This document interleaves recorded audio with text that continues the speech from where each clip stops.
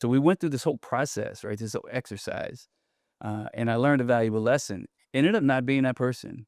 Ended up being a totally different suspect. But what was interesting about the details in this witness's statement to me was they matched up to the crime scene, So it's not like and they were and lying. and it matched up to some of the details that they provided about that one individual.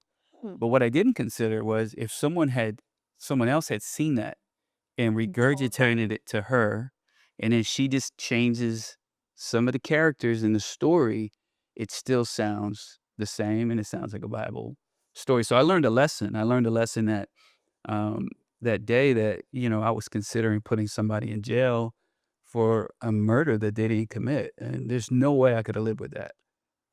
Thank God I didn't, so I learned a lesson that day. So from that point forward, it really made me slow down, have patience, and all the 4 things that we just talked about, Mhm. I started to develop those skills. Do you get a lot of people that try to, like, insert themselves in the cases, like, whether, again, on TV, you always see, like, a psychic or someone that just wants to be famous, so they're like, "Oh, I saw it, like, I wanna feel important." Do you get a lot of that, or is that more just for TV?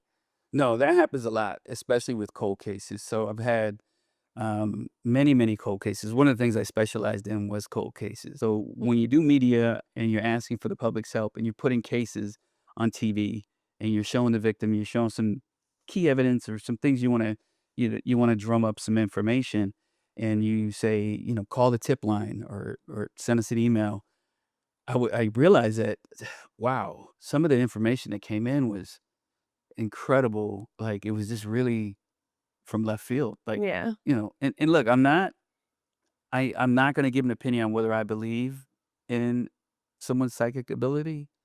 There are people who truly feel that that is relevant, but we had a lot of those cases where people would call in and say, "I had a vision."